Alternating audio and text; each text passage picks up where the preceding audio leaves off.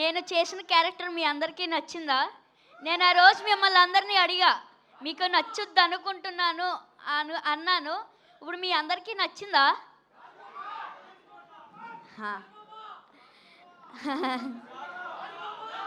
ఇంత మంచి super duper hit చేసిన తెలుగు ఆడియన్స్ అందరికీ నా thank you so much. And డిస్ట్రిబ్యూటర్స్కి, ఎగ్జిబ్యూటర్స్కి ఆల్సో.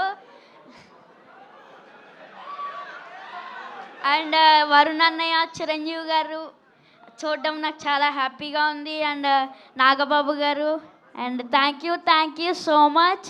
అండ్ ఐశ్వర్య అక్క, రాజు అక్క, వీళ్ళందరికీ నాకు thank you so much. Producers అందరికీ థ్యాంక్ యూ. నాకు ఇంకేమీ రావట్లేదు మాటలు. ఈ ఎంజాయ్ మూమెంట్లో ఇంకేం మాట్లాడలేను. ఇచ్చేస్తున్నా, తీసుకోండి. ఐరన్ పిల్లర్స్ మన వరుణ్ తేజ్. ఈ ఐరన్ పిల్లర్ నిలబడి ఒక కన్స్ట్రక్టివ్గా ఒక కన్స్ట్రక్షన్ ఉండాలి అంటే కనుక ఆ కాంక్రీట్ ఈ రోజున సత్యాన్ని నా విశ్వాసం, నాకు అలా అనిపిస్తుంది. So the wonderful combination. ఆయన డిజైన్ చేసాడు, పిల్లర్ లాగా నిలబడ్డాడు, ఐరన్ స్ట్రక్చర్ లాగా. ఆ ఐరన్ స్ట్రక్చర్కి అందంగా ఓ రూపం కల్పించి, ఇదిగో ఈ కనకరాజు, కొరియన్ కనకరాజు అనేందుకు కాంక్రీట్ లాగా నిలబెట్టి స్ట్రాంగ్ వాల్ లాగా చేయగలిగాడు. దానికి సత్య ప్రధానమైన కారణం. అయితే దానికి మరి వాళ్ళకి రంగులు, అందాలు కావాలి కాబట్టి ఆ అందాలు అది ఇచ్చింది Ritika. Ritika, you day fantastic job. And నీ గ్లామరు అది చూస్తుంటే వావ్ అనిపించింది నాకు. ఆ వావ్ ఇక్కడ వాడాలంటే మీరు ఇందాక నుంచి హింట్ ఇస్తారంట. తను నిజంగానే వావ్, చాలా బాగుంది. అటు కొరియన్ దీంట్లోని హుషారు కానీ ఇవన్నీ ఎక్సలెంట్ అమ్మా. తర్వాత ఇక మన ఇతర ఆర్టిస్టులు పోలిస్తే కనుక నాకు మన ఇక్కడ దాకా ఉన్నారా, వెళ్ళిపోయారు ఆయన, మురళీధరన్ గౌడ్ గారు.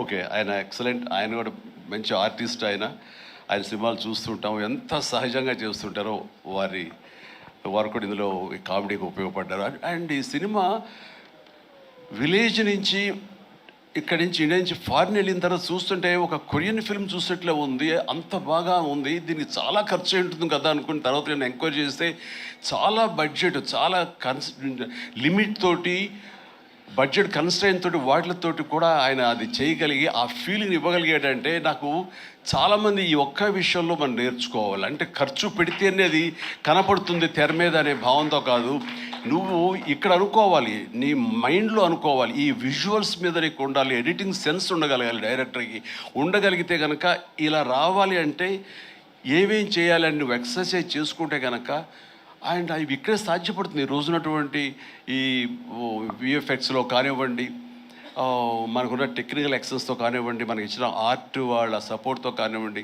చాలా చేయొచ్చు. కాస్ట్ ఎఫెక్ట్ తోటి చాలా బాగా చేయొచ్చు. ఈ సినిమా అందరూ ఊహించడం అంత రిచ్ సినిమాగా ఉంది కదా, కొరియా వెళ్ళిపోయి చేస్తారంటే అది అంత అవ్వాల్సినంత ఖర్చు అవ్వకుండా లిమిట్లో చేయగలిగాడంటే తన ప్లానింగ్, తన భయం, భక్తి, ప్రొడ్యూసర్లు బతకాలి, మనతో పాటు ప్రొడ్యూసర్లు 4 డబ్బులు చేసుకోవాలి, అంతేగాని ప్రొడ్యూసర్ని నలిపేసేసి వాళ్ళు స్క్వీజ్ చేసేసి సినిమాలు చూపించి తద్వారా తన పేరు తను కనిపించాలనే ప్రయత్నం చేయకుండా ఆ రకంగా తను ఈ సినిమాని చేశాడు. ఇది ఒక బెస్ట్ ఎగ్జాంపుల్గా నేను అనుకుంటున్నాను. As for as the director is concern, film making is concern.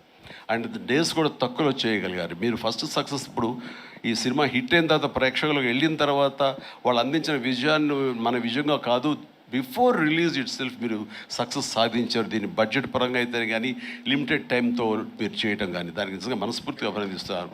And ప్రతి వాళ్ళు ఇలాగే ఆలోచిస్తే కనుక నిజంగా సినిమా సక్సెస్ తగ్గిపోతున్నాయనే దీంట్లో ప్రతి వాళ్ళు కూడా నువ్వు ఇది నేర్చుకోవాల్సినటువంటిది, అమలు చేసుకోవాల్సిన విషయం. ఈ సంవత్సరం నిజంగా ఫస్ట్ హాఫ్ చూసిన తర్వాత బిగినింగ్ ఫిలిమ్స్ మంచి హిట్లు అయినాయి, బాగున్నాయి. ఆ తర్వాత మళ్ళీ ఈ జూన్ జూలై వరకు సినిమాలు ఏది పెద్దగా హిట్ అవ్వడం చూస్తుంటే సెకండ్ హాఫ్ ఎలా ఉంటుందో అనుకున్నావు. ఈ ద్వితీయార్థంలో బెస్ట్ పెద్ద సినిమా హిట్ అవడంతో ఫాలోడ్ బై మా ఇంటి బంగారం, అలాగే లెనిన్, ఆ తర్వాత చెన్నై లవ్ స్టోరీ, ఇట్లా ఇదిగో ఇప్పుడు ఈ కొరియన్ కనకరాజు. అండ్ ఈసారి వండర్ఫుల్ ఆడియన్స్ రారు, వాళ్ళకి ఓటీటీలకి ఫిక్స్ అయిపోయారు.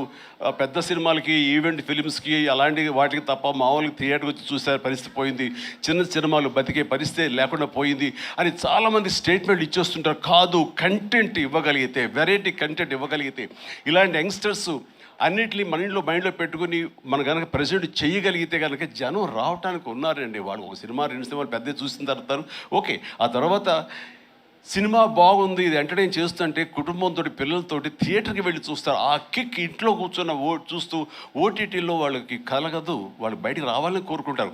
వాళ్ళు బయటకు వచ్చి థియేటర్లో సినిమాలు చూసే రేంజ్కి మనం ఏమి ఇస్తున్నాం, వాళ్ళకి ఏం ప్రజెంట్ చేస్తున్నాం అని మనం ఆలోచించగలిగితే కనుక దానికి భయపడాల్సిన అవసరం లేదు. ఇదిగో ఈ సంవత్సరంలో వరుస సినిమాలు వస్తూనే ఉన్నాయి. పెద్ద సినిమా, చిన్న సినిమా, దాని బడ్జెట్ అంతా, అది ఈవెంట్ ఫిల్మా లేకపోతే అనే కాదు, ఒక ప్రేక్షకుల్ని అలరించాలి, హెల్దీ ఫిల్మ్స్ తీయగలగాలి. అందులో ఈ సినిమా ఈ మా హిట్ అనేది మీరు నమోదు చేసుకోవడం, మీ ఖాతాలో వేసుకోవడం అనేది రియలీ అది డిజర్వ్ ఇట్. అండ్ ఈ సినిమాకి పనిచేసినటువంటి ఇతర నటీనటులకు, అలాగే మన కెమెరామెన్ చెప్పారు సంజయ్, మనోజ్ గారు, అండ్ సాయి మనోజ్ మీ గురించి వినాలి, మీరు అమెరికాలో ఉండేవారని. And please and all the very best. And అలాగే ఎడిటర్ గారికి, వాళ్ళకి, ఇంక వీళ్ళందరికీ చెప్తుంటే మా తమ్మని ఏంటి అన్నయ్య నా గురించి అక్కడ నా హృదయానికి దగ్గరైన మనిషి. అండ్ అలాంటి తమ లెక్క తమ్మని మళ్ళీ కష్టం కూర్చోవచ్చు. Please, I love you my boy, I love you. తమన్ను ఒక ఎనర్జీ బండిల్ ఆఫ్ ఎనర్జీ అండి. ఎప్పుడో బోరు కొట్టి తమ్మనికి ఫోన్ చేసి ఎలా ఉన్నావు తమ్ముడు, అన్నయ్య ఏంటన్నా చెప్పన్నయ్య వచ్చేయమంటావా, రాదు సదా కాసేపు ఇది అని. తనతోటి ఇప్పుడు ఈ సినిమా చేయబోతున్నాను, ఆ సినిమా పేరు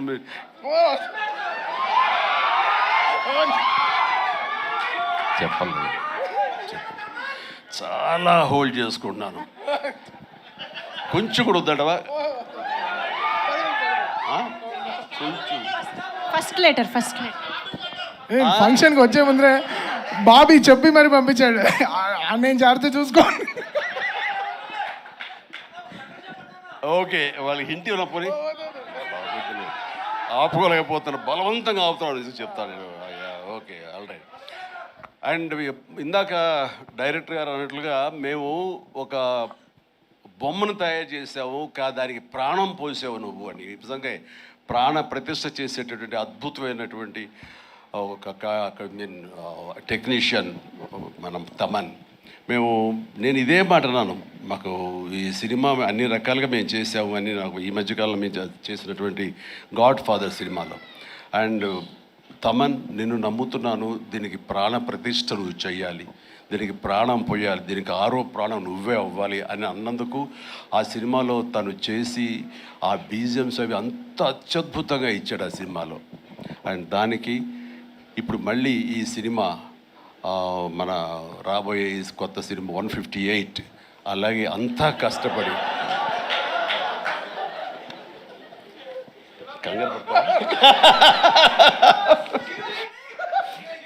అదే ఛాన్స్ ఇవ్వట్లేదు.